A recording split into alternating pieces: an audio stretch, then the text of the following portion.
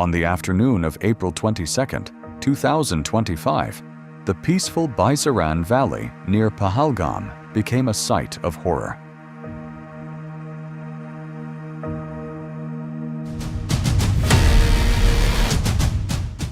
Between 1:50 p.m. and 2:20 p.m., armed gunmen entered a high-altitude meadow accessible only by foot or horseback, and surprisingly without any visible armed security presence. They carried automatic weapons, wore military-style uniforms, and moved with coordination.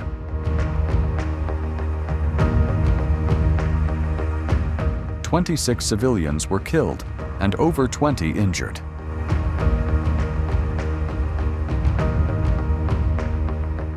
Panic spread as chaos engulfed the valley. And then, the timeline begins.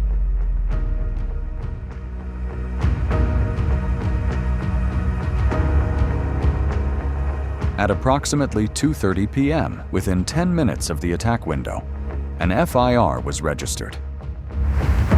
10 minutes. In terrain where the nearest police station is 5.3 kilometers away, a journey that takes nearly 30 minutes. How was the FIR registered so quickly? How did information travel faster than the ground reality? How is it humanly possible that an FIR was not only written, but also lodged within 10 minutes of the attack? Not only was the FIR registered in that short span of time, but it was also concluded within those same 10 minutes that the attack originated from across the border. Within minutes, the narrative had already taken shape. Within 10 minutes of attack, FIR references to handlers across the border, to masters sitting in Islamabad, began circulating almost instantly. Before forensic teams arrived, before ballistic analysis, before identification of attackers, how was attribution established? Before investigation even began, eyewitness accounts were scattered and unclear. बेटा सरकार से कुछ कहना चाहेंगे security lapse वहाँ पर हुआ है तो उसके लिए कुछ कहेंगे आप? सरकार तो गई हुई है, मतलब इतना बड़ा आतंकवादी का हमला हुआ, उनके कुछ पता ही नहीं है। इधर पूरी नीचे पूरे आर्मी का बेस है, उन्हें पता ही नहीं है। Yet the official narrative appeared certain. I want all the Pakistanis watching to see this. This is the message from the Republic Studios to you. This is a message with our compliments. At the same time, social media accounts began reporting the attack within minutes, not just reporting, but framing. All this happening within minutes of the attack, when there was still confusion, and while the hilly, isolated location hadn't even been investigated yet. Pahalgam lies deep within Indian-occupied Kashmir, roughly 200 to 400 kilometers from the line of control. A region described as one of the most militarized zones in the world. Layers of army presence, paramilitary forces, checkpoints, surveillance, intelligence grids, and yet, attackers entered, operated for nearly half an hour, and left. ये तो बहुत बेशर्मी कर रहे हैं, लोगों को बहकाने की कोशिश करते हैं। इनको तो मुल्क से माफ़ी मांगनी चाहिए। इनको कहना चाहिए था हमारी गलती हुई, इतना बड़ा लैप्स है वहाँ, एक सिपाही नहीं था, और जबकि वो कश्मीर का सबसे पॉपुलर स्पॉट है। वहाँ 2000 आदमी तो लगभग हर वक्त रहता है, और इनको जानकारी भी थी सब। मुझे जो जानकारी मिली है तो इनके पास इनपुट्स थे, फिर भी इन्होंने कुछ नहीं किया। No immediate interception, no on-site neutralization, no confirmed pursuit in real time. And even after months, then a year, no confirmed arrest of a single attacker, no publicly verified capture in such a heavily monitored region. How does an operation like this leave no trace strong enough to lead to an arrest?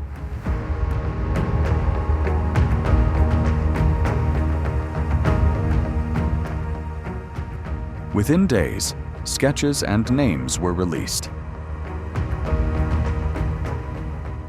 and demolitions began in Islamabad, Anantnag, and Pulwama. Over 1,000 were detained, all while the investigation was still ongoing. How were targets identified so quickly? Who has done that till they investigate? Don't blame Kashmiri people at least. We Kashmiri are not supporting with all of this. ये आतंकवाद का मामला है नहीं, ये Pakistani army का मामला है। पहलगाम हमले पर विस्फोटक खुलासा हुआ है। हमले में ISI और पाकिस्तानी सेना का हाथ है। The digital footprints of these terrorists have now been found. They've been traced to Pakistan. Asif Fauji is believed to be the leader of this pack. He was reportedly trained by the Pakistan Army, hence the name Fauji, which means soldier in Punjabi and Urdu.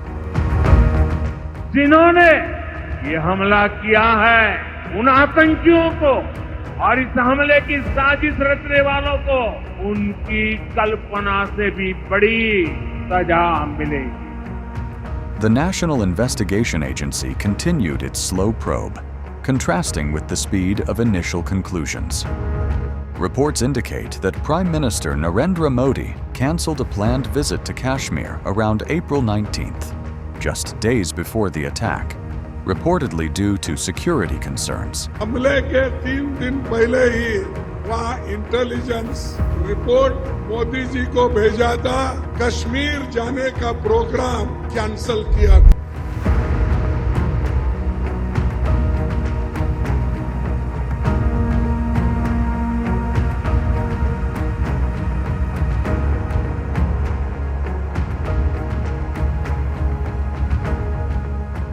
If intelligence warnings existed, why was a popular tourist location left without protection? Why was prevention absent, but attribution immediate? And then, the political dimension. The attack occurred months before the Bihar Legislative Assembly elections. मैंने कसम उठाई है, मैं देश नहीं बिखरने दूंगा, मैं देश नहीं मिटने दूंगा। Just as with past attacks like Uri and Pulwama, the tragedy seemed to intersect with political timing. Now again, tragedy intersects with timing. Is this coincidence or a recurring pattern?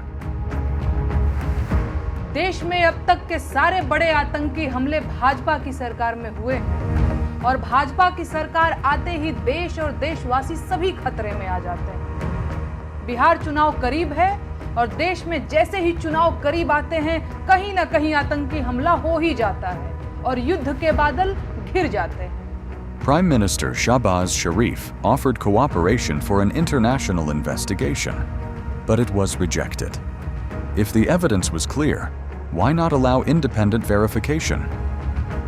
Within 2 weeks, military action was initiated, while the investigation was still ongoing.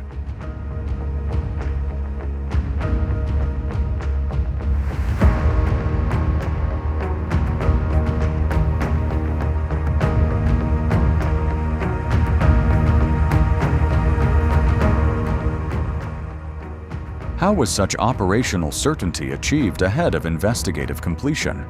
Modi की नसों में लहू नहीं, गरम सिंदूर बह रहा है। देखो पीएम मोदी जी कहते हैं कि मेरी नसों में गरम सिंदूर बहता है। पीएम जी को पहले पता होना चाहिए अगर सिंदूर में पारा होता है और अगर आपकी नसों में उसने बहना शुरू कर दिया ना तो आप जल्दी ही स्वर्गलोक चले जाएंगे।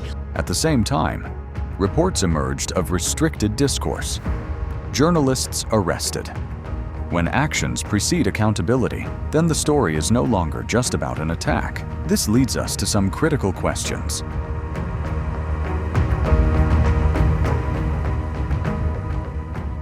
1.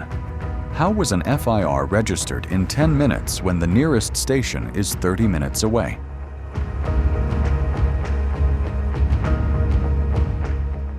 2. How did attribution come before forensic investigation even began? 3. Why did certainty arrive when eyewitness accounts were still confused? 4. How did attackers operate for 30 minutes in a heavily militarized zone without interception? 5. Why are there no confirmed arrests after months in a high surveillance region? 6. If it wasn't an inside job, How did the attackers move 200 to 400 kilometers through a heavily militarized region without being detected at any checkpoint? 7. How were names and sketches released before the investigation concluded? 8. Why did punitive actions begin while the investigation was still ongoing? If intelligence warnings existed, why was the attack not prevented? 10. Why was an independent investigation rejected if the evidence was already clear? Pahalgam was a carefully orchestrated false flag operation aimed at rallying national sentiment and deflecting from domestic challenges.